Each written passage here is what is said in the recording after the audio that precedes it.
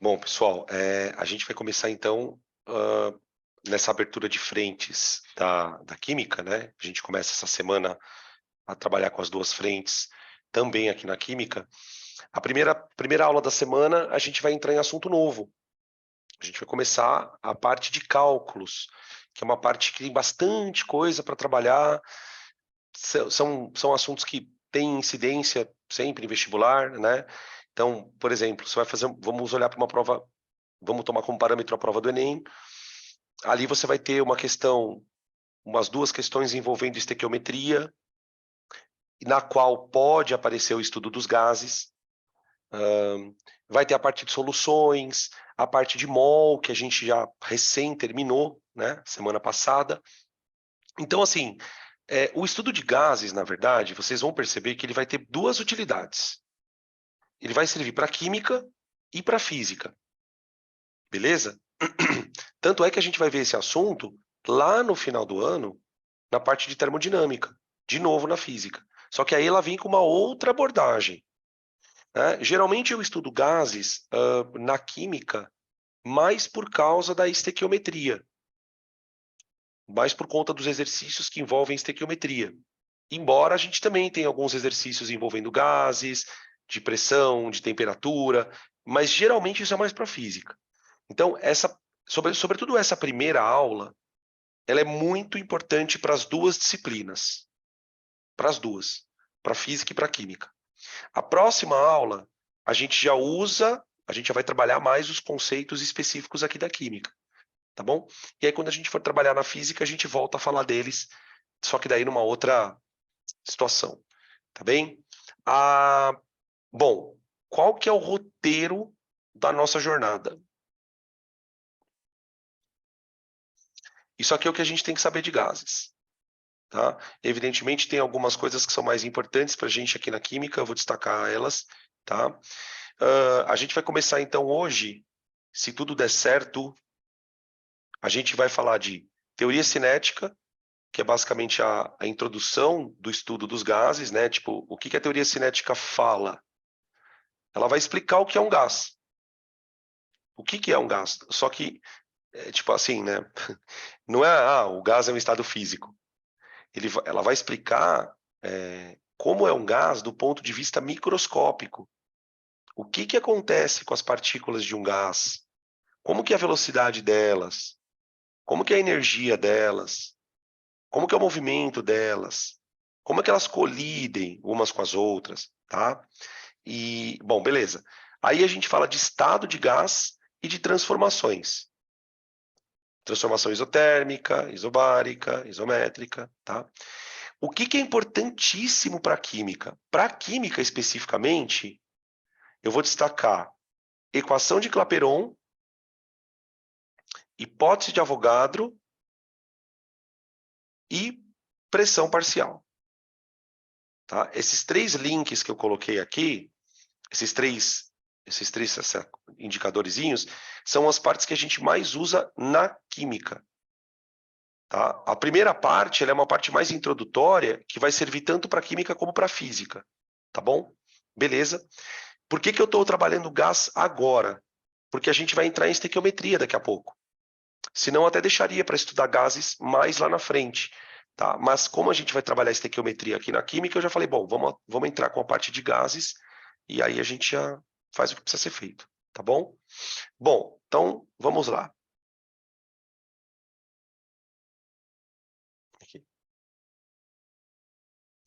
Aqui eu coloquei algumas características macroscópicas de um gás. Tá? Para a gente ir começando a se ambientar com o que a gente vai estudar. Né? Uma coisa interessante de pensar é o seguinte: o estado gasoso é o único estado físico em que nós paramos para estudá-lo especificamente no ensino médio. Você não tem, por exemplo, estudo dos sólidos. Não tem. Você também não tem estudo dos líquidos, mas eu tenho estudo dos gases. Por que o estudo dos gases é tão importante, a ponto da gente falar dele? Porque os gases têm algumas características que a gente não encontra em sólido e líquido. A gente vai perceber isso aqui de maneira bem clara. Bom, a primeira característica de um gás, na verdade, não é exclusiva de um gás. Qualquer corpo, quer ele esteja no estado sólido, líquido ou gasoso, ele vai ter massa. Então, massa é uma propriedade do corpo. Ponto. Volume. Aqui é que a coisa fica interessante. Por quê?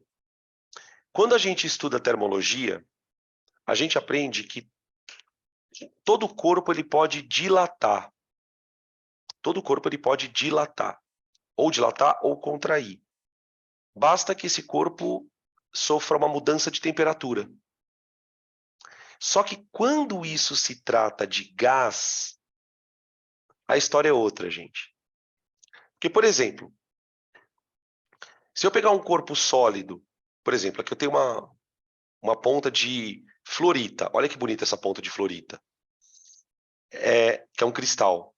Isso aqui é um sólido, né? Se eu aquecer esse sólido, ele dilata. Mas a dilatação de um sólido é muito pequena. Ela é praticamente desprezível. Um líquido também pode dilatar, mas também é desprezível. A dilatação de gás ela é muito legal porque você pode pegar um gás, por exemplo, e fazer ele dilatar 100 vezes o volume dele. 1000 vezes o volume dele. E isso para a física, gente, vocês não têm noção de como é importante. O fato de um gás poder dilatar é super importante na física. Só para você entender onde isso vai parar, na verdade, pensa no motor de um carro. O motor de um carro, ele obtém energia a partir da queima do combustível. E para transformar essa energia em movimento, o gás da queima do combustível, ele sofre dilatações dentro do motor. E essas dilatações fazem o motor mexer. De tão importante que é esse negócio, tá? Então, a gente vai falar muito sobre isso. Dilatação e compressão, que a gente acabou de falar aqui, né? Dilatar e comprimir, a gente pode fazer isso com gás de várias maneiras. Eu posso alterar a temperatura do gás, eu posso alterar diretamente a pressão do gás, mexendo no volume, tá? Força sobre as paredes do recipiente. Tá? Daqui a pouco a gente vai olhar um pouquinho, uma animaçãozinha, para que a gente entenda que a propriedade mais interessante que a gente tem para gás... Espera que tem gente entrando aqui.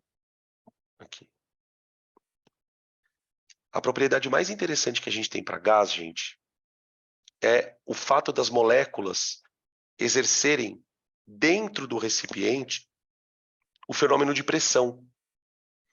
Não que líquido também não exerça, líquido também exerce pressão. Mas a pressão de um gás, ela é uma pressão exercida em todo o recipiente, porque as moléculas ficam colidindo ali dentro, tá? Então, a gente começa a criar uma ideia de gás como sendo um sistema formado por várias moléculazinhas. Essas moléculas elas estariam espalhadas dentro do recipiente. Essas moléculas estão em movimento constante, estão se movimentando de forma ininterrupta, tá bem? E por estarem em movimento constante, elas vão colidir com a parede do recipiente. E é isso que vai dar para o recipiente, para o gás, aquilo que a gente vai chamar de pressão, tá bom? Uma outra coisa que o estado gasoso tem é a capacidade de escapar de lugares. Então, imagine, por exemplo, que nós tenhamos um recipiente cheio de gás, tá bom? Tipo um botijão de gás. Eu vou abrir a válvula do recipiente, o gás vai escapar. Esse processo do gás escapar e se movimentar dentro de um ambiente é o que a gente chama de difusão gasosa. Então, por exemplo, se eu estou num ambiente fechado e eu solto um spray, daqueles sprayzinhos de perfume, dentro de alguns segundos, todo o ambiente está cheirando. Todo o ambiente está cheirando. Porque o gás ele vai se propagando. Então, eu coloquei aqui, ó, difusão é a facilidade com que as moléculas de gás se dispersam em um outro meio gasoso. tá? A gente vai falar um pouquinho de difusão. Vamos discutir um pouquinho essa questão da velocidade de difusão de um gás, tá bem? Beleza? Então, de maneira geral, essa é a história que a gente tem para o estado gasoso, tá? Essas propriedades, elas são propriedades que você mede. Mede. Eu meço a massa de um gás, eu meço o volume de um gás, eu meço a pressão de um gás, e eu consigo medir até a velocidade de difusão. Tudo bem? Beleza? Então, isso que a gente está olhando aqui, eu poderia dizer que é o gás do ponto de vista macroscópico. Beleza? Tranquilo? Beleza. Bom, agora, e o gás microscópico? Como que a gente enxergaria um modelo gasoso, né, um sistema de gás, pensando nas moléculas? Pensando nas moléculas. Bom, teoria cinética. A teoria cinética, na verdade, é um conjunto de postulados, vamos dizer assim, que a gente vai usar toda vez que eu estiver trabalhando com gás, tá bom? Agora, essa teoria, gente, ela é uma teoria extremamente simplificadora. Ela é a teoria mais simples que a gente tem para estudar gases, tá? Embora ela seja uma teoria simples, só para você ter uma noção, ela foi usada como base para desenvolvimento de motor a combustão. Então, quando vocês estudam lá na história, por exemplo, a parte de Revolução Industrial, se fala muito da máquina a vapor. Sem a máquina a vapor, você não teria como ter a Revolução Industrial, porque a tecnologia que a máquina a vapor traz, ela permite que você comece a produzir coisas em larga escala. A máquina vai fazer o trabalho automaticamente. E para poder montar uma máquina a vapor, eu preciso trabalhar com teoria de gás. Tá? E a teoria que a gente usa é a teoria dos gases ideais, também chamada de teoria dos gases perfeitos. Tá? Por que ela ganha esse apelido? Porque ela é a teoria mais simples que existe, tá bem? Que é o que a gente vai estudar para o vestibular.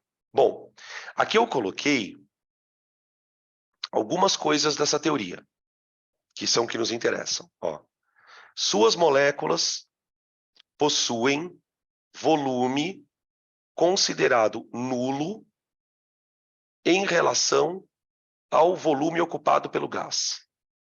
O que isso quer dizer na prática? Imagina que você tenha um recipiente cheio de gás. Tá? Quando você coloca um gás dentro de um recipiente, as moléculas acabam se espalhando. E elas ocupam todo o recipiente. Só que o tamanho da molécula é minúsculo comparado com o tamanho do lugar. Então, o que essa frase está tentando dizer de maneira um pouquinho mais rebuscada é: as moléculas têm tamanho desprezível. Aí você fala assim, Danilo, mas por que isso? Por que eu preciso falar isso? Pelo seguinte, pessoal, se a molécula não tem tamanho, a molécula não tem geometria, a molécula não tem polaridade. Se a molécula não tem polaridade, ela não tem interação molecular. Ou seja, quando eu chamo um gás de gás ideal, o que eu estou querendo dizer é: não importa do que ele é feito. Não importa se o gás é CO2, se o gás é hidrogênio, se o gás é oxigênio, não importa. Nós vamos perceber que todas as propriedades do gás dependem apenas da quantidade de moléculas e não do tipo. Então, aqui eu posso colocar uma observação para falar um pouquinho sobre isso. Observação. As moléculas de um gás ideal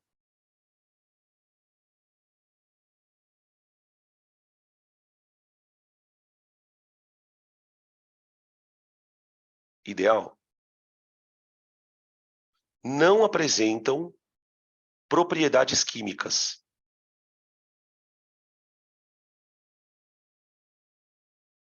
Propriedades químicas. propriedades químicas,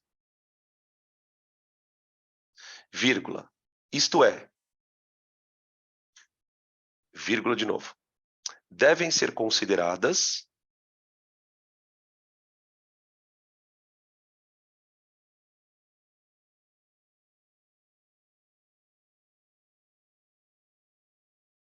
como, agora eu vou usar uma expressão da física, pontos materiais.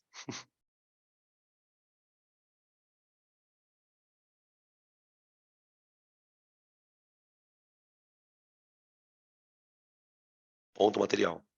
Ponto material não tem tamanho. Ponto material só pode andar nos eixos, não pode girar. Lembra da aula de estática? Ponto material não tem torque. Quem tem torque é corpo extenso. Então, é uma bolinha. Resumindo. Tá? Resumindo. Segunda coisa da teoria. As moléculas chocam-se elasticamente. Então, o que acontece? Pelo fato das moléculas estarem em movimento, elas vão se colidindo. Tá? Uma molécula vai bater na outra, uma molécula vai bater na parede do recipiente, certo? Toda vez que uma partícula bate na outra, uma parte da energia das partículas é perdida. Perdida. Por exemplo, se você pegar uma bolinha de ping-pong e soltar no chão, ela vai cair, ela vai bater no chão e vai subir. Só que quando ela subir, ela não vai subir na mesma altura que ela estava. Toda vez que a bolinha bate no chão e sobe, ela sobe numa altura menor. Não é mesmo? Por que isso acontece? Porque a colisão da bolinha com o chão causa perda de energia. Tá? Aqui isso não acontece. Aqui a gente vai fazer de conta que quando uma bolinha bate na outra, ela não perde energia. Tá? Por que a gente considera isso? Para ficar mais fácil o estudo. Porque eu não tenho como calcular a perda de energia que uma molécula sofre quando ela bate na parede do recipiente. Tá? Isso para a química não interessa. É uma coisa que não interessa para nós. Tá? Então a gente finge que não existe. Que legal, né? Outra coisa. Estão em constante e desordenado movimento. Tá? Quando a gente fala em movimento constante, significa que ela não está parando, a molécula não vai parar. Ela não vai parar de se movimentar. Tá? E essa talvez seja a frase mais impactante. Não estão sujeitas a forças de atração ou repulsão. Não existe nenhuma força que atue nessa partícula. Não existe. Não existe ponte de hidrogênio, nem gravidade, gente. Nem gravidade. Você não pode nem dizer que uma molécula como essa tem peso. É um peso desprezível, digamos assim. Tá? Não tem interação molecular, não tem dipolo induzido, não tem nada. Agora, olha como isso é bizarro, né, gente? Se uma partícula não tem força, vocês concordam que a partícula está na primeira lei de Newton?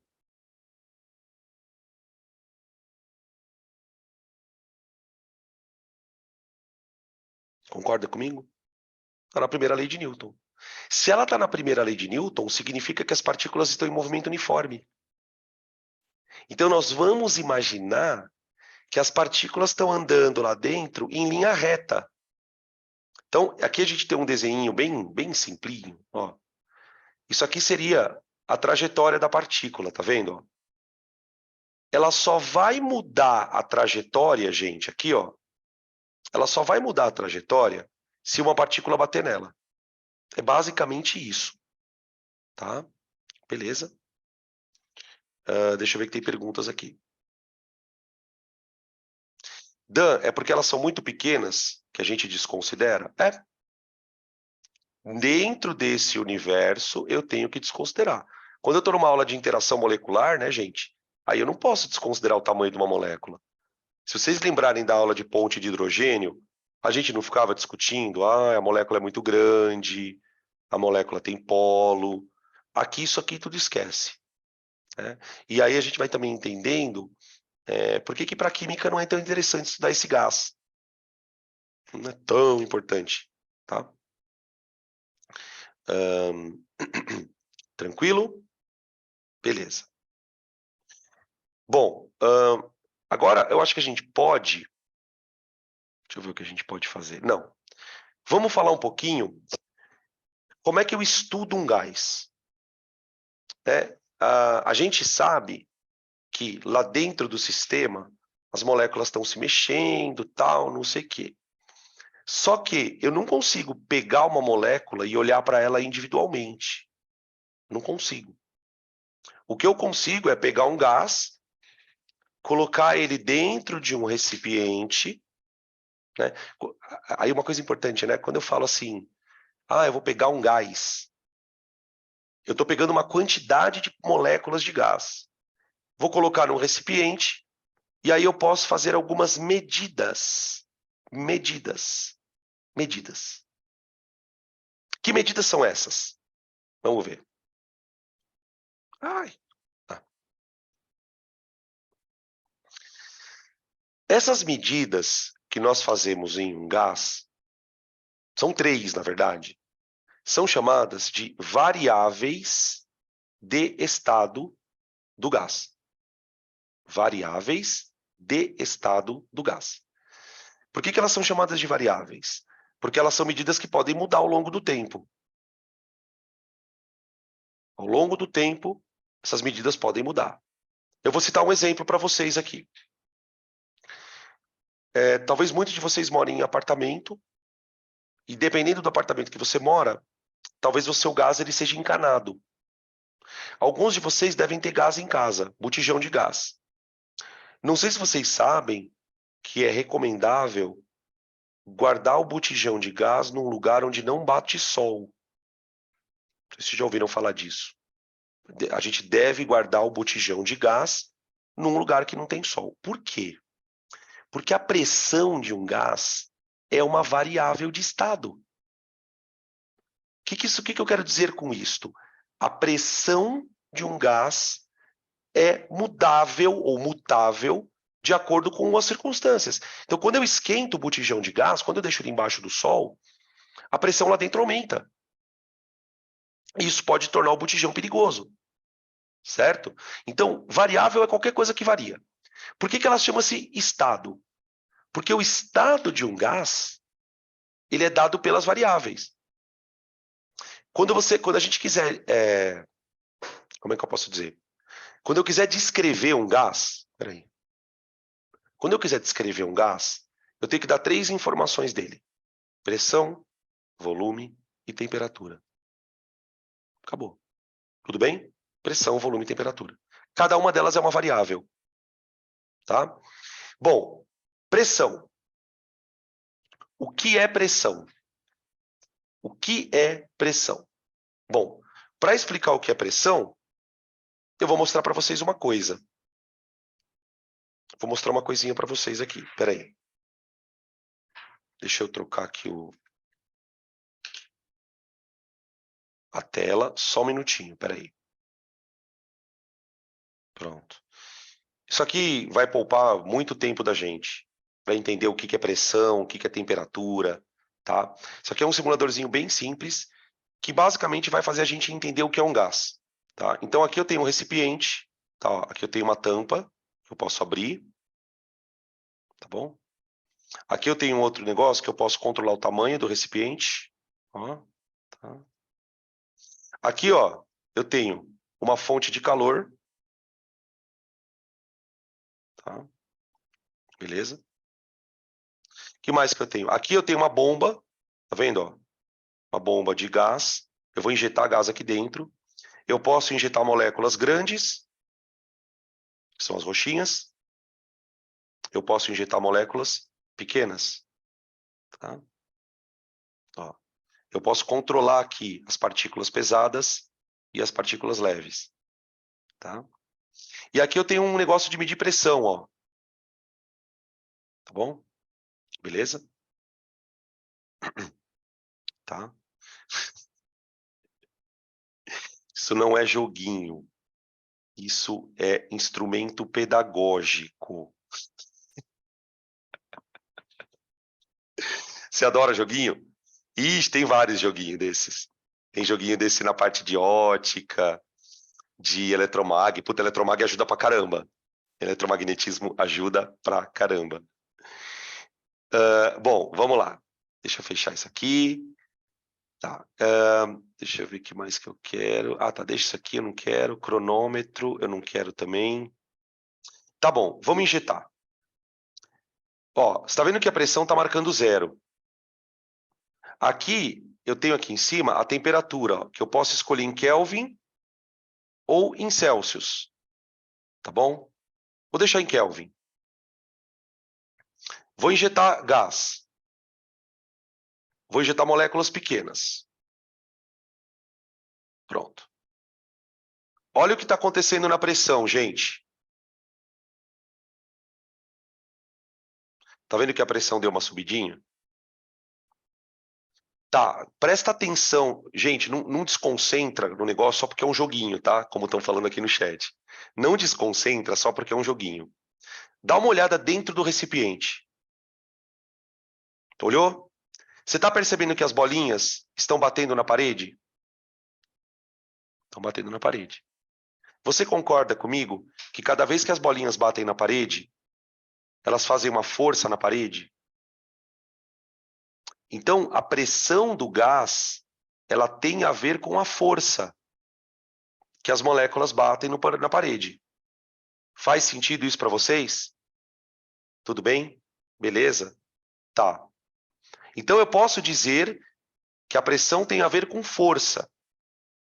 Tá? Então, o que eu vou fazer agora? Eu vou voltar lá no slide. Daqui a pouco a gente vai fazer isso, tá? A gente vai ficar indo e voltando, indo e voltando. Vou até pedir para vocês terem paciência um pouquinho, porque eu vou usar isso aqui para ficar definindo coisas, tá?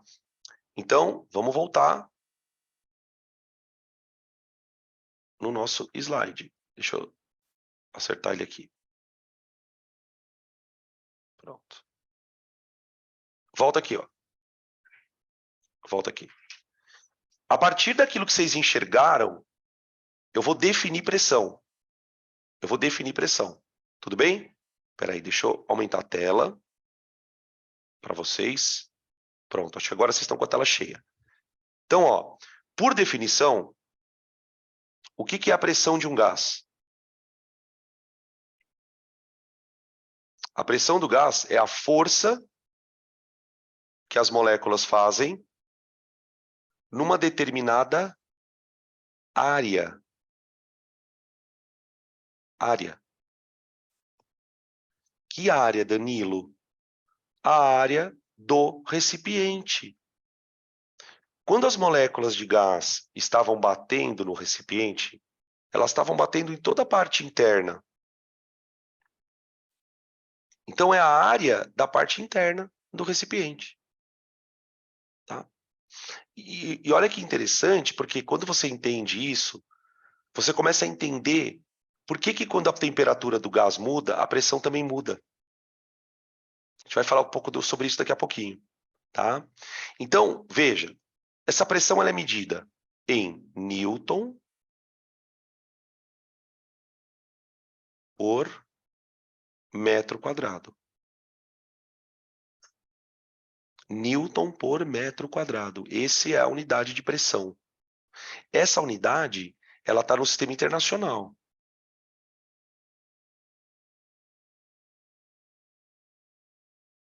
No sistema internacional, essa unidade, ela é chamada de Pascal. Pascal. PA. Tá bem? Na física, a gente usa pra caramba essa unidade. Na química, não. Na química, não. Na química, a gente usa outras unidades. Tá? Aqui nessa tabela, deixa eu mostrar para vocês aqui. Ó, a gente tem algumas unidades. A gente tem o Pascal, tá vendo? Ó, PA. A gente tem o milímetro de mercúrio, que também é chamado de torr. Tá vendo aqui? Torr. Torr. E a gente tem o ATM, famoso ATM, que é a atmosfera. Tá bom? Então eu tenho milímetro de mercúrio, ATM e Pascal. Milímetro de mercúrio, ATM e Pascal. Tudo bem? Eu não vou nem citar esse bar aqui, gente, porque bar, para nós, bar é a mesma coisa que ATM. Tá? Bar é a mesma coisa que ATM, mas quase nunca aparece bar. Tá? O que essas unidades têm de diferente? A unidade de pressão Newton por metro quadrado é a unidade que, de fato, você consegue entender o que é pressão. Quando você olha para a unidade, a pressão é uma força aplicada numa certa área. Tudo bem. As outras unidades, elas são estranhas. Por exemplo, a unidade milímetro de mercúrio. A unidade milímetro de mercúrio, o famoso mmHg.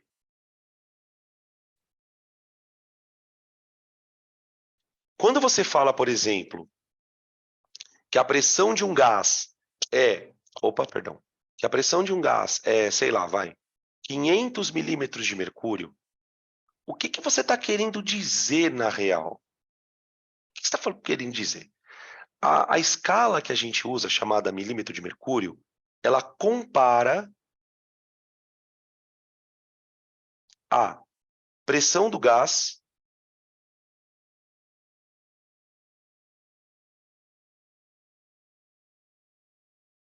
com a pressão exercida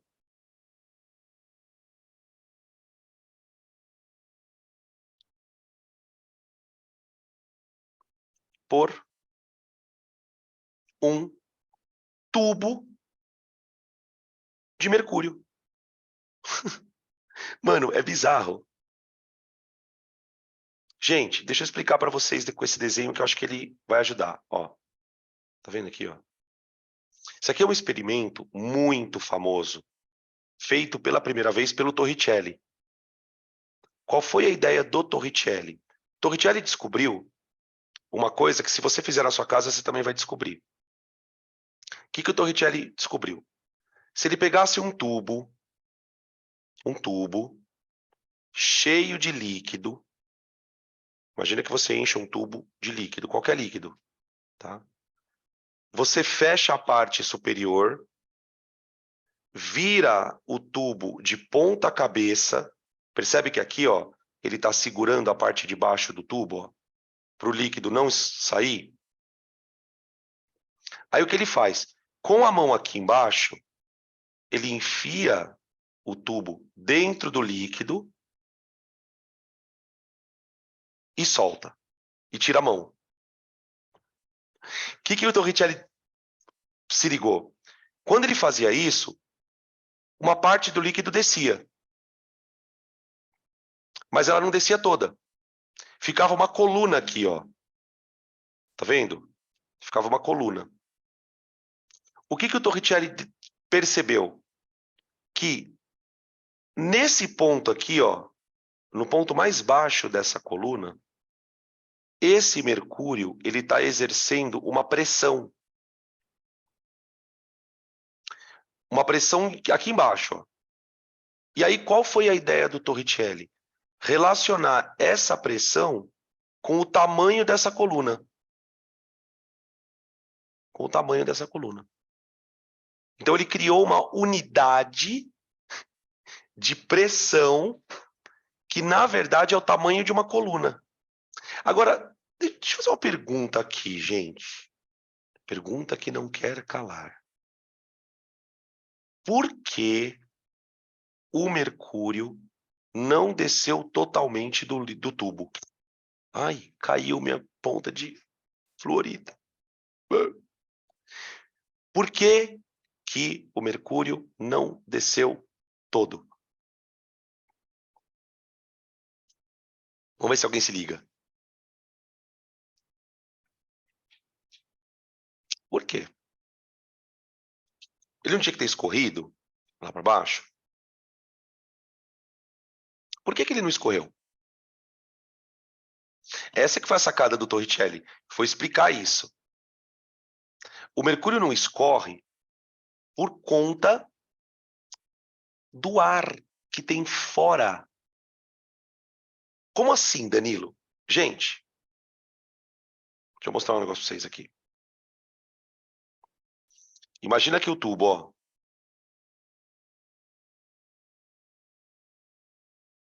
Aqui está o mercúrio, ó.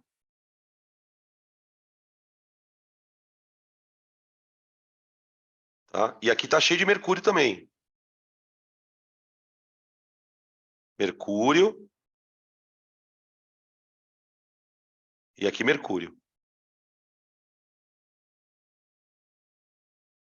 Tá? Olha só. O que o Torricelli percebeu? Ele falou assim, olha, aqui do lado de fora, a gente tem uma coisa chamada atmosfera.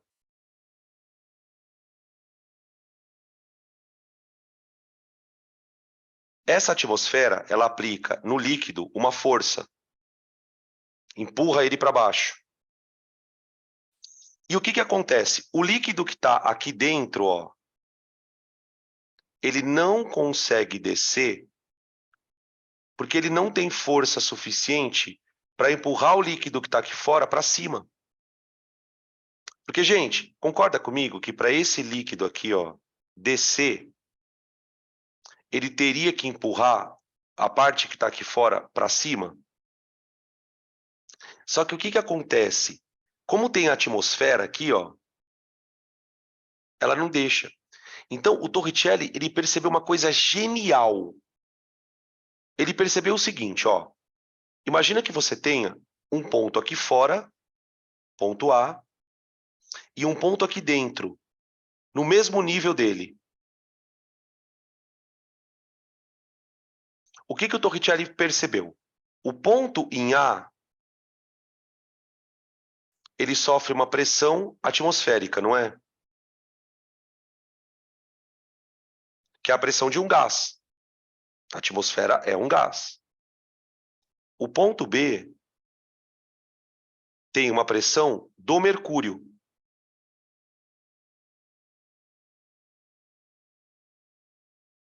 Qual foi a sacada do Torricelli? Em perceber que a pressão atmosférica é igual à pressão do mercúrio que está lá dentro. Por isso que o líquido não escapa. Ele não escapa por completo. Vocês perceberam? Ele deu uma baixadinha ali. Ele deu uma baixadinha. Mas o suficiente para que as pressões se igualem. Tudo bem? Beleza? Então, a partir desta situação, o que a gente começa a fazer? Você começa a comparar a pressão de um gás com a pressão do mercúrio, da coluna. Tá? Aqui a gente tem a pressão atmosférica, né? Ó, a pressão atmosférica também, ela também é uma unidade meio estranha, né? Tipo assim, quanto vale uma atmosfera? A pressão de uma atmosfera. A Terra ela tem uma camada de gás e a pressão dessa camada de gás é a que a gente chama de pressão atmosférica. Ponto. Acabou. Tá? Beleza? Tudo bem? Conforme a gente for avançando, eu discuto mais a questão de transformar a unidade, mas eu não gostaria de ficar perdendo muito tempo com isso aqui agora, não. Tá? Eu só apresentei para vocês o que é pressão, por que ela é medida em Newton por metro quadrado, por que ela é medida em mercúrio, mas não precisamos nos ater muito a essa questão de unidade por enquanto, tá, gente? Acho que para uma aula de introdução, acho que não é importante. Tudo bem? Perguntas? Perguntas. Não? Tá bom, então tira print.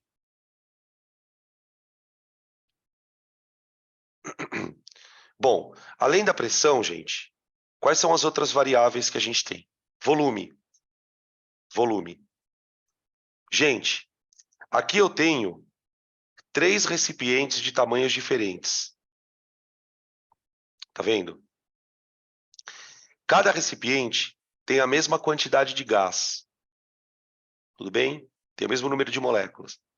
Percebam que quando você coloca um gás dentro de um recipiente, o recipiente ele sempre vai estar cheio.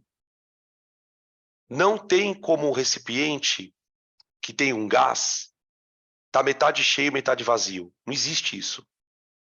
Né? É diferente de um líquido. Por exemplo, aqui eu tenho água no meu copo. Meu copo tem água, mas ele está metade com água, metade sem. Se o meu copo tivesse cheio com gás, não teria como ter metade cheio, metade vazio. O gás ele ocupa todo o volume em que ele está contido. A gente fala que o gás ele tem uma natureza expansiva. Então, ó, o gás possui natureza expansiva.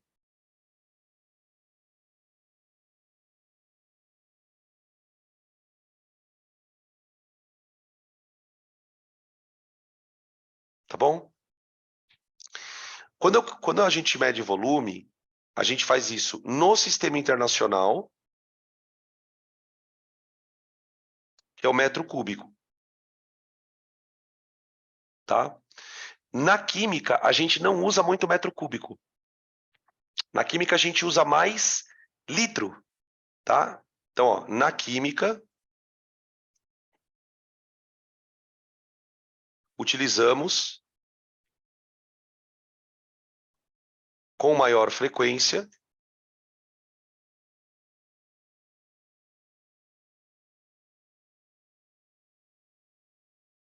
o litro. O litro. Tá bem? E aí, evidentemente, se a gente precisar transformar, né? 1 metro cúbico equivale a 1.000 litros. 1 metro cúbico equivale a 1.000 litros. Tá bom? Beleza. Essa é a segunda propriedade do gás. Terceira propriedade do gás, gente, temperatura. Temperatura. Então, vamos para a terceira variável de estado. Temperatura. Opa. Ah, eu coloquei o volume aqui, não sei por quê. Temperatura. Vamos dar uma lida aqui. O que é temperatura, gente? Temperatura é uma grandeza que está relacionada com a agitação das moléculas.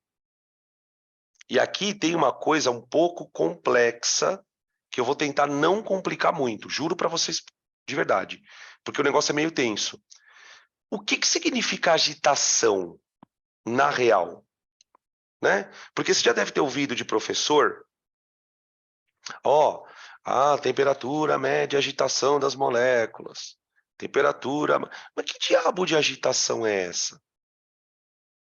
Essa agitação, gente, ela está associada, na verdade, à energia cinética das moléculas. Então, a gente pode dizer que a temperatura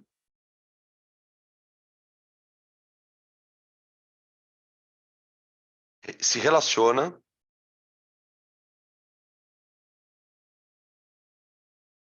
diretamente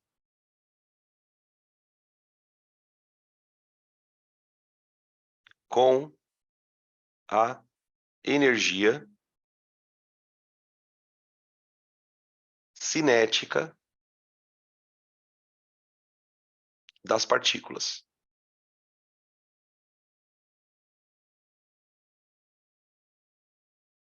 Só para lembrar, tá, gente, porque a gente não viu isso na física ainda, que a energia cinética de uma partícula ela é dada por mv ao quadrado dividido por 2. O que isso quer dizer? Que a energia não depende só da velocidade da molécula. Ela depende da massa também, tá? Então, é só para tentar mostrar para vocês que temperatura não tem a ver com velocidade, embora a velocidade afete a temperatura. Mas não é só a velocidade, a massa também, tá? Eu vou mostrar para vocês como isso pode afetar a partícula no joguinho, tá? Eu vou pedir para vocês tirarem print, porque depois a gente vai voltar para cá para fazer uma outra discussão, tá? Eu quero voltar lá para o brinquedinho.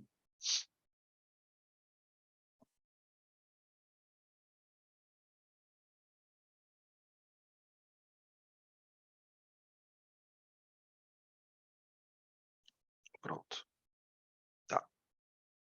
Aqui. Bom, primeira coisa que eu quero que vocês percebam, dá uma olhada para dentro do recipiente de novo. Olhou? Eu quero saber o seguinte: vocês acham que todas as moléculas estão com a mesma velocidade? Sim ou não?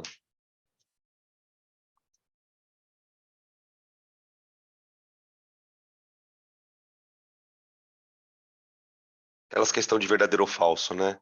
É correto afirmar que as moléculas estão com a mesma velocidade?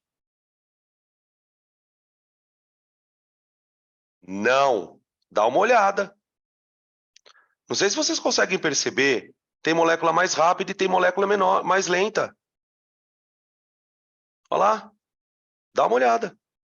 Ó, vai vendo, tem umas lentinhas, aí às vezes, tá vendo?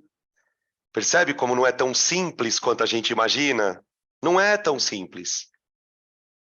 Não, olha lá, tem molécula mais rápida, ó.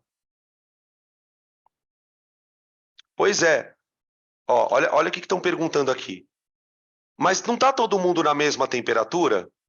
Olha lá, a temperatura está 300 Kelvin, não está? Por isso que a gente diz que a temperatura ela mede a energia cinética média das moléculas. Gente, olha, ó, fizeram uma pergunta aqui. Por que a velocidade está diferente? Eu vou te responder, né, essa pergunta. Por que a velocidade está diferente? Eu vou te responder com uma observação. Qual a probabilidade, diz para mim, de todas as pessoas que vão prestar o Enem tirarem a mesma nota? Diz para mim. Qual a probabilidade de todas as pessoas que vão prestar o Enem tirarem a mesma nota? Não é zero, é praticamente zero. Por que as moléculas têm que ter a mesma velocidade, criaturas? Por quê? O que a gente observa ali é que tem moléculas bem rápidas, tem moléculas lentas, mas essa velocidade ela vai mudando. Eu não sei se você consegue perceber. Tenta concentrar a sua atenção em uma única molécula. Em uma única molécula. Você pode ver que durante o percurso a molécula está sempre mudando a velocidade. Ela está sempre mudando a velocidade. Percebe isso? Tá? Então, ó, o que a gente precisa saber? A velocidade das moléculas não é a mesma. Não é a mesma. Tá? Agora, ali tem uma energia guardada. Concorda que ali tem uma energia? Cada partículazinha tem uma energia. Então, como eu não consigo medir a energia de cada partícula, o que a gente mede? Uma energia média. E a gente representa essa energia média por um número chamado temperatura. Tá? Olha o que eu vou fazer agora.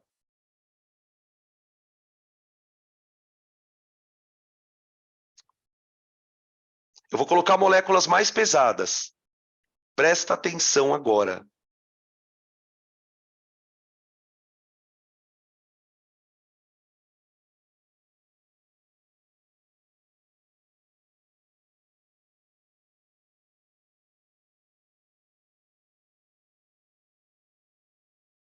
Estão olhando? Então vai começar as perguntas agora. Quais partículas possuem mais energia? As vermelhas ou as roxinhas? Quais partículas possuem maior energia? Vermelha? Não. As vermelhas possuem maior velocidade. As vermelhas possuem maior velocidade.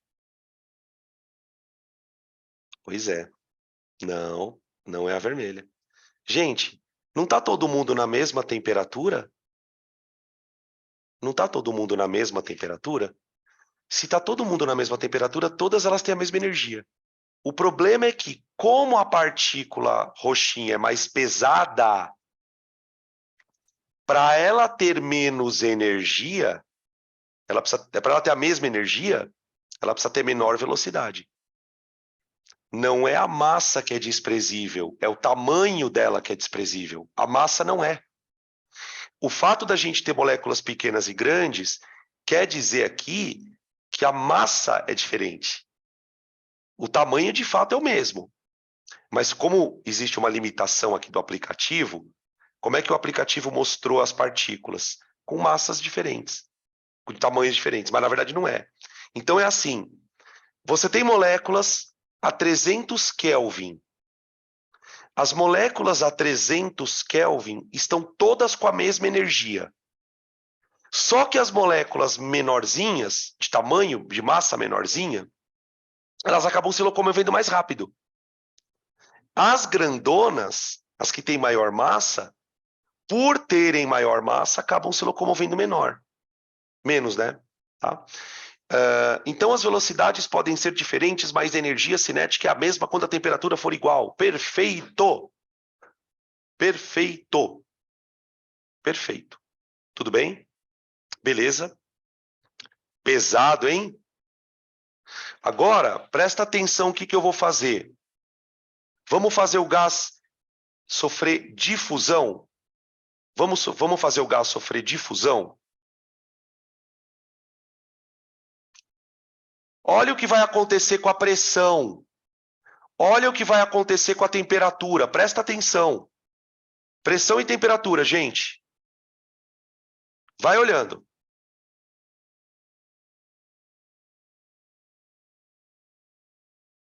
Olha para a pressão e para a temperatura.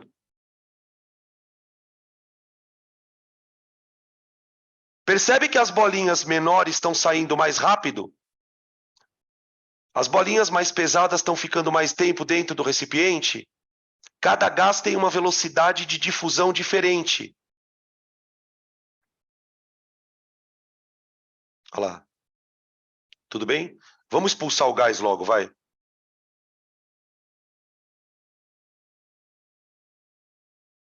Estou esquentando para ele expulsar logo, ó.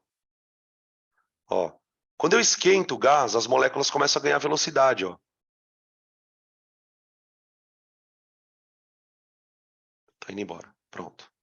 E olha o que aconteceu com a pressão. Nossa, ficou uma molécula lá dentro, hein? Ó. Tá? Beleza? Ô, gente, por que a pressão foi caindo?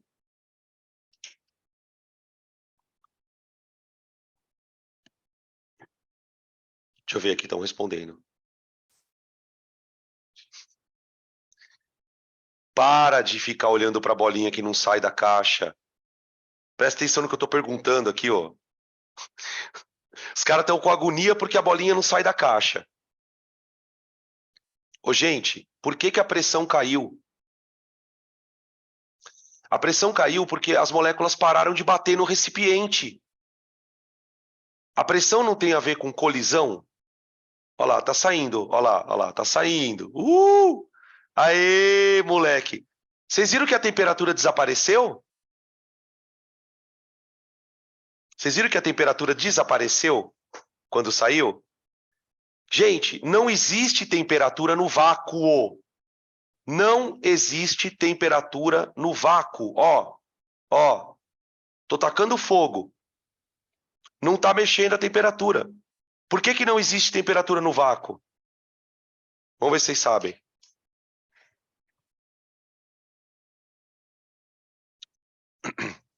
Por que não existe temperatura no vácuo? Porque no vácuo não tem matéria. Se no vácuo não tem matéria, não tem nada se agitando. Não existe pressão no vácuo, porque não tem colisão. Não existe temperatura no vácuo, porque não existe molécula. Dá para entender, por exemplo, quando a gente ouve frases do tipo, o espaço é frio. Não tem temperatura, não tem nada se agitando ali. Tá bom? Beleza? Perguntas até aqui. Maravilha. Bom, depois que a gente falou um pouquinho dessas três variáveis, né, pressão, volume e temperatura, e até olhando na animação que eu mostrei para vocês agora há pouco, fica claro que essas variáveis elas têm relações de dependência, tá? Para deixar isso mais claro, eu vou mostrar para vocês aqui. Deixa eu voltar rapidão. Agora é rapidinho porque a gente já viu o que precisava ter visto. Eu quero mostrar algumas coisas para vocês, tá? A primeira eu já mostrei, né? Deixa eu fazer de novo aqui. Bombear um gás aqui, tá? Ó. O gás ele tem uma pressão, tá? E aí o que eu percebo é o seguinte: se eu alterar a temperatura do gás, ó, a pressão sobe, ó, tá? Se eu mexer no volume do gás, quer ver? Ó, presta atenção no que acontece com a pressão, gente, ó. Eu vou levar a tampa lá para cá, ó. Ó. Ó, a pressão cai. Sobe e desce. Então, ó, existe relação entre pressão, volume, pressão, temperatura. Ó, agora eu vou abaixar a temperatura, ó. Ó, a pressão está caindo. Tá? O nosso objetivo, a partir daqui, é quantificar essas relações. É quantificar essas relações. Ah, aumenta quanto? Diminui quanto? Então, o nosso problema aqui é estabelecer relações matemáticas com as variáveis. Tá? Só que nós temos um problema. Qual é o problema? Nós temos três variáveis: pressão, volume e temperatura.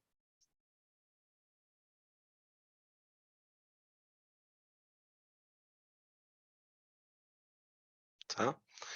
A gente não consegue trabalhar com as três ao mesmo tempo. E eu posso explicar para vocês de uma forma bem matemática. Por exemplo, quando a gente estuda cinemática, a gente vive desenhando gráfico, né? Gráfico de posição por tempo, gráfico de velocidade por tempo, gráfico de espaço por velocidade, enfim, eu posso relacionar coisas a partir de um gráfico.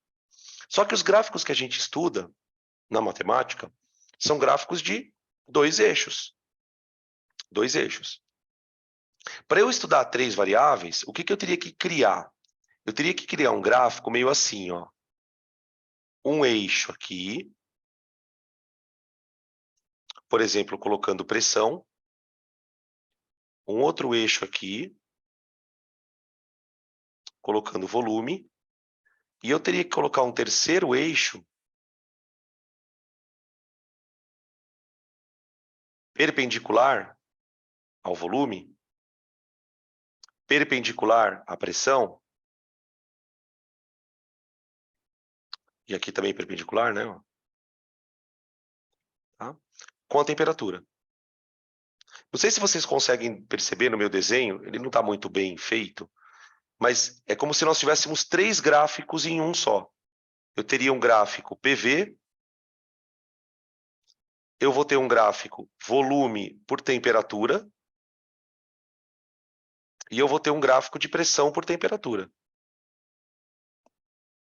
tá? Então, quando a gente trabalha com gases, a melhor maneira de relacionar as três variáveis é fazendo essas relações aos pares. Então, a gente vai fazer o seguinte, ó. As relações são estabelecidas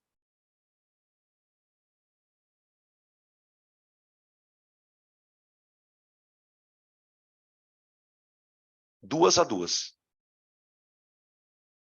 Aliás, as relações entre variáveis, né? Peraí, deixa eu só corrigir aqui. Senão essa frase ela vai ficar meio sem sentido. Ó, as relações entre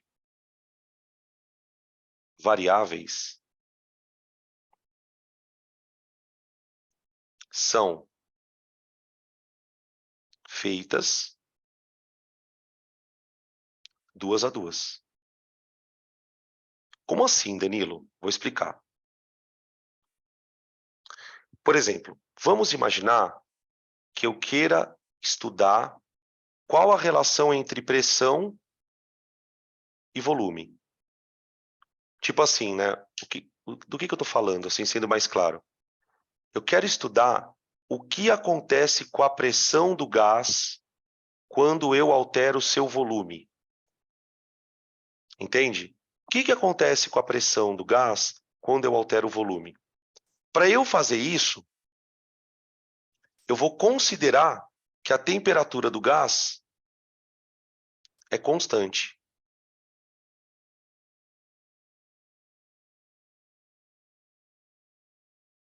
Então, nós vamos criar uma lei. Uma lei, como que vai ser essa lei? É uma lei que relaciona a pressão e o volume com temperatura constante. Porque quando eu digo que a temperatura é constante, eu estou tirando a temperatura de uma variável. Então, aí eu fico com o gráfico de pressão por volume só. Depois, a gente vai fazer uma outra lei.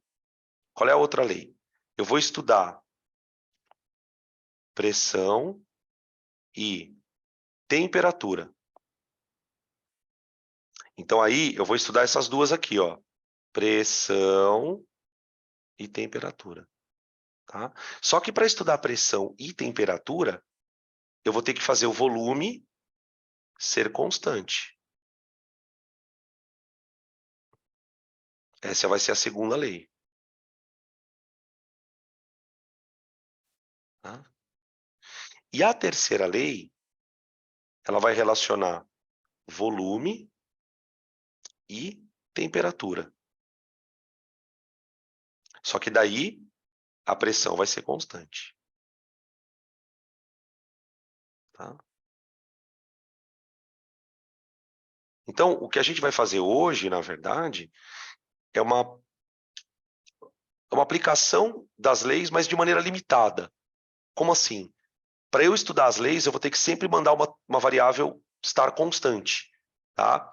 Então, a primeira lei, ela vai se chamar a lei das isotérmicas.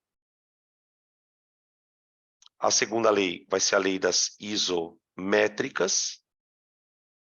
E a terceira vai ser a lei das isobáricas. Tá? Beleza? Que são as três equações dos gases. Beleza? Vamos começar estudando. Acho que eu vou nessa ordem. Eu não lembro se os slides estão nessa ordem, tá? Mas eu acho que estão. Eu vou começar nessa ordem aqui. Pressão e volume, depois pressão e temperatura, depois volume e temperatura, tá? Bom, vamos lá. Deixa eu trocar aqui. Aqui. Vamos olhar as figuras, que elas vão nos ajudar a entender a coisa. Então, olha só. Aqui nós temos um sistema de um gás. O gás está preso numa seringa, tá bom? Está preso numa seringa. Muito bem. Aí, o que a gente observa aqui? Ó? O primeiro desenho está mostrando o gás, tá? Dentro da seringa, ocupando um volume de 8 ml. Tá? E a pressão aqui dentro do gás, segundo o desenho, vale P. Então, ele chama isso de estado inicial do gás. Volume 8 ml, pressão P. Tá, aí o que ele fez? Ele dobrou a pressão lá dentro. Só que para dobrar a pressão, ele teve que apertar o recipiente. Tá certo? O que a gente observa no estado final? Que é o gás depois de ter sofrido essa mudança. Tá? Que o volume caiu pela metade. E a pressão dobrou. Tá vendo? Então, o volume era de 8, passou para 4. E a pressão, que era de P, passou para 2P. Tá? Essa transformação, ela é chamada de transformação isotérmica. Transformação isotérmica. Ela ganha esse nome porque é uma transformação onde a temperatura não muda. A temperatura continua a mesma. Tá? Eu posso enunciar essa lei de várias maneiras. De várias maneiras. Uma das formas de você enunciar essa lei é olhando para essa tabela aqui, ó. Dá uma olhada. Ó, aqui tem várias situações de gás. Aqui, opa, peraí, que tem alguém entrando aqui. Ai, caiu. Ai, caiu aqui, já voltou. Ó, aqui o gás está com uma pressão de 1 atm e volume 8. Aí, aqui eu dobrei a pressão. O volume caiu à metade. Quadrupliquei a pressão em relação à primeira pressão. O volume diminuiu. A gente observa de maneira muito clara aqui uma relação inversamente proporcional. Então, ó, relação inversamente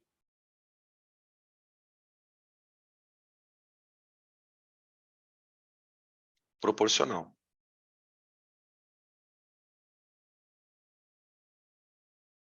Sabe uma outra coisa que dá para perceber, olhando na tabela? Que toda vez que você pega a pressão do gás e multiplica pelo volume, o resultado dessa conta dá sempre o mesmo.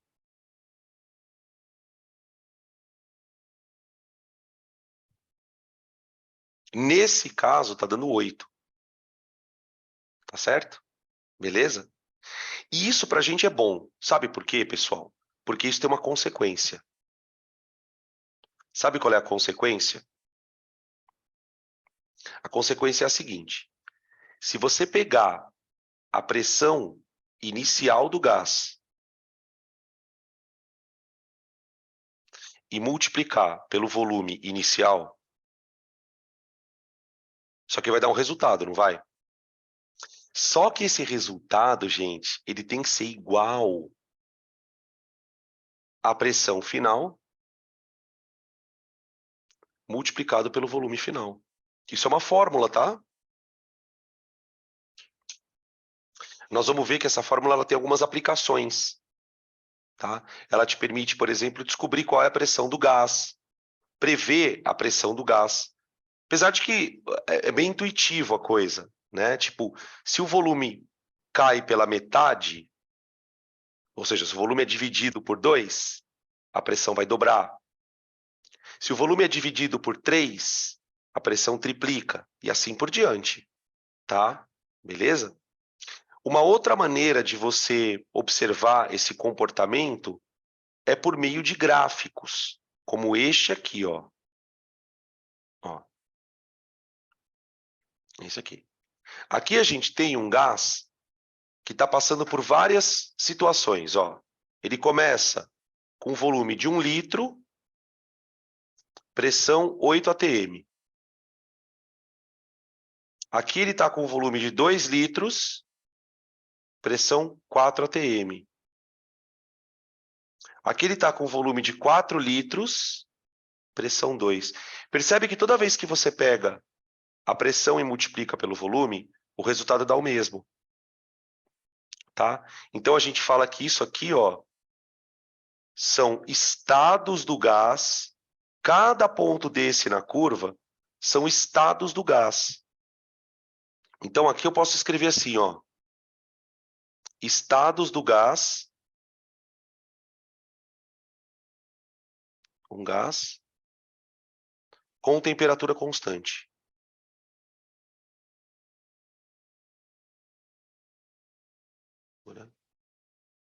Constante.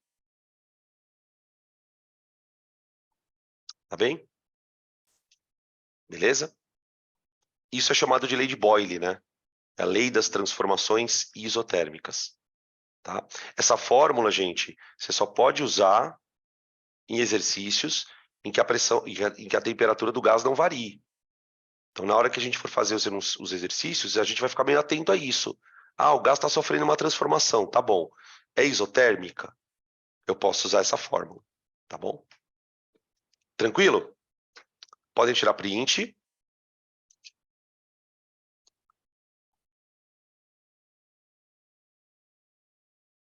A segunda transformação.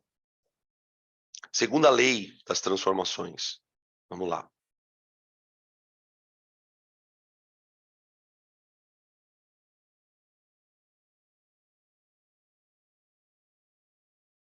Transformação isobárica. Ah, estava diferente na minha ordem, né? Deixa eu ver uma coisa, peraí. Ah, deixa eu fazer essa daqui primeiro, vai. Eu vou manter aquela ordem lá. Eu vou manter a ordem. Transformação isométrica. Vamos fazer isométrica. Tá. Para a gente entender a isométrica, vamos dar uma lida aqui, vamos dar uma olhada no desenho. Ó. Aqui a gente tem um recipiente contendo um gás. Notem que a tampa ela está travada. A tampa está travada. Tipo, o recipiente ele não tem como se movimentar. Por que que eu quero que a tampa esteja travada? Porque eu não quero que o gás varie o volume. Ó, eu vou fazer uma isométrica. Isométrica, tá? Na transformação isométrica, a pressão e a temperatura variam, mas o volume não, tá? O que a gente percebe quando você vai para o laboratório e faz as medidas? Dá uma olhada aqui, ó. Ó. Aqui o gás está com uma pressão de 50 kPa no estado inicial, numa temperatura de 300 Kelvin, tá bom? Temperatura de 300 Kelvin. Aí, o que aconteceu com o gás? Ele dobrou a temperatura. Ele esquentou o gás. Tá vendo? Olha o que aconteceu com a pressão. A pressão também dobrou. Ah, então aqui o Paranauê é outro. Aqui o Paranauê é outro. Por quê? No primeiro caso, ó, volta aqui um pouquinho. A relação era inversamente proporcional. Por isso que o produto dava constante. Agora, a história é outra. Aqui nós temos uma relação diretamente proporcional. O que faz um certo sentido, né, gente? A gente viu lá na animação que quando você esquenta o gás, as moléculas ficam mais rápidas. Porque pensa, quando você esquenta um gás, você está dando energia para ele. As moléculas absorvem aquela energia e aumentam a velocidade. Só que acontece o seguinte, gente, se as moléculas aumentam a velocidade, elas vão bater mais vezes no recipiente. A pressão não acontece por causa das colisões. Então é assim, quando o gás está frio, as moléculas estão lentas. Então elas batem pouquinho no recipiente. Demora para bater no recipiente, aí bate de novo. Agora, quando as moléculas estão rápidas, elas vão colidindo várias vezes. Então aumentou a temperatura, aumentou a pressão. Acabou. Qual a consequência disso? Bom, toda vez que eu pegar a pressão e dividir pela temperatura, o resultado dá constante. Constante, tá? Aqui, opa, perdão. Aqui eu vou chamar a atenção de vocês, gente, para a aula de matemática de grandezas diretamente e inversamente proporcionais. Essa aula é bem importante, né? Não só na matemática, mas como aqui na física, que a gente trabalha muito com grandezas, tá? Toda vez que você trabalha com grandezas que são diretamente proporcionais, a divisão entre elas é sempre o mesmo valor. E isso traz uma consequência. A consequência é a segunda lei dos gases. Qual é a consequência? Se eu pegar a pressão inicial do gás e dividir pela temperatura inicial,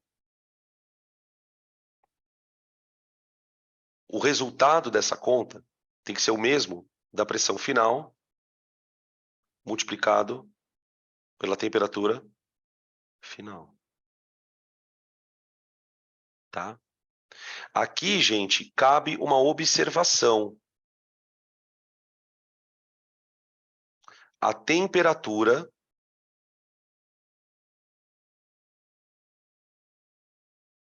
deve ser expressa em Kelvin.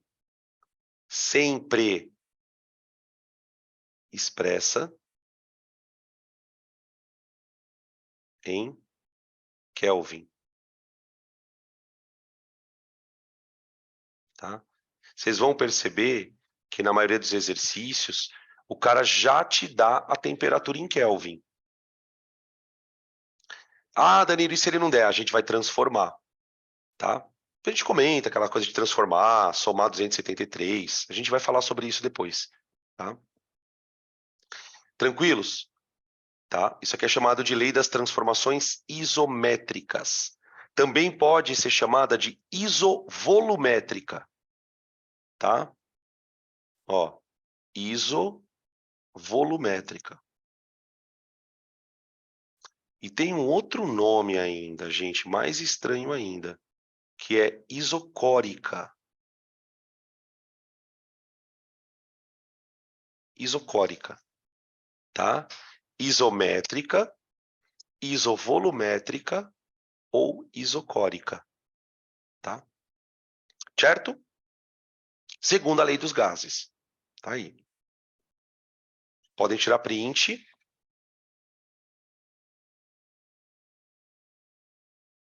Beleza. E aí a gente chega na terceira lei. Opa, terceira lei. Aqui. A terceira lei, gente, é a lei das transformações isobáricas. O que significa uma transformação isobárica? Tudo muda, menos a pressão.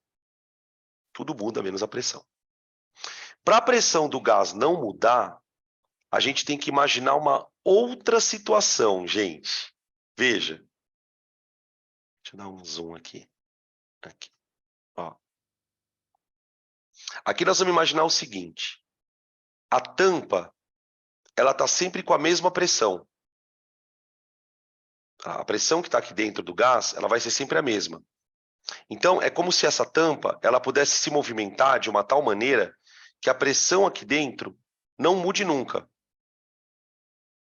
Então, é mais ou menos assim. O gás estava numa situação onde ele estava preso dentro da seringa. Tá? Ele estava ocupando 4 mililitros e ele estava numa temperatura de 200 Kelvin. Tá bom?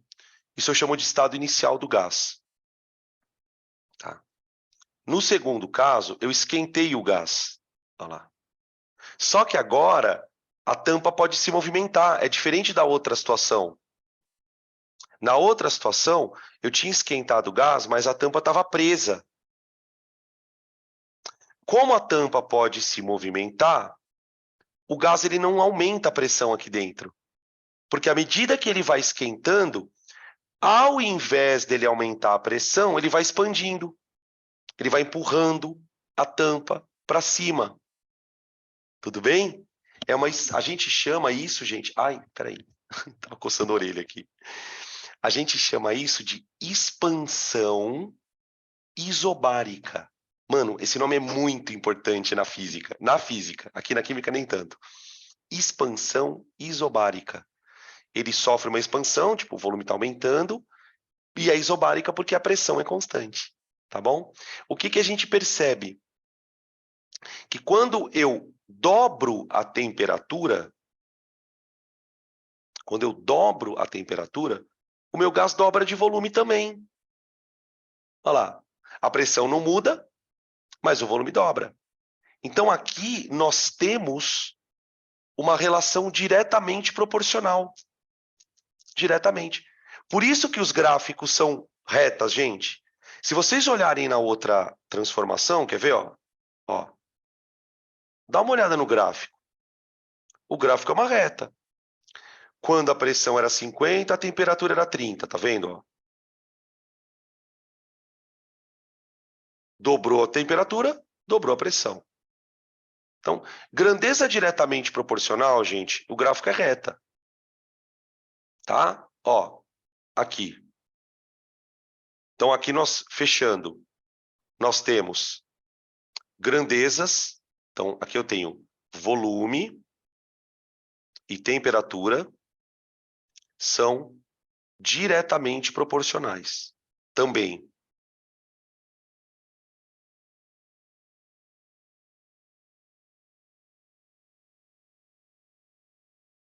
Ou seja, se eu pegar o volume e dividir pela temperatura, o resultado dá sempre constante. Tá bom? Beleza? Gente, só um adendo aqui rapidinho. Nas duas situações, eu coloquei a temperatura embaixo. Vocês perceberam? Pressão dividido por temperatura e volume dividido por temperatura. Por que a gente coloca embaixo? Não tem razão nenhuma específica. A pessoa que montou a fórmula elaborou com a temperatura embaixo. Podia ser com a temperatura em cima. Não tem problema. É que a gente usa com a temperatura embaixo. Tá? E daqui nós temos a consequência, que é a terceira lei. A terceira lei diz o seguinte: se você pegar a pressão, o volume inicial, e dividir pela temperatura inicial, o resultado tem que ser igual. Opa! Olha a força do hábito de escrever pressão, né? Volume final sobre temperatura final. Tá? Beleza? Essas são as três leis dos gases. Só tem um problema em tudo isso que eu contei para vocês. A gente só pode usar essas fórmulas se o exercício deixar claro que a transformação é ou isobárica, ou isométrica, ou isotérmica. Então, de uma certa maneira, essas três fórmulas elas vão resolver alguns exercícios.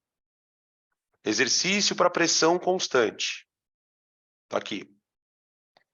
Exercício para temperatura constante. Tá aqui. Exercício para volume constante. Tá aqui. Tá? Beleza? O que a gente vai fazer na próxima aula? Já adiantando já para a semana que vem. A gente vai usar, vai pegar essas três fórmulas e vai transformar isso numa fórmula geral, que é o PV-T Povató e o PV-NRT. Então, aquelas duas equações que a gente mais usa, elas vão ser construídas a partir disso que a gente trabalhou aqui. Tá? A gente vai pegar três leizinhas simples e vamos juntá-las numa lei geral. Qual é a vantagem de você ter uma lei geral? Você não vai mais precisar de três fórmulas. A gente vai precisar de uma fórmula só, tá? Mas isso a gente deixa para a semana que vem, porque eu acho que por hoje, acho que já deu. Já deu no saco, né? Como diz o ditado. Já deu no saco, né? Tudo bem, gente? Perguntas?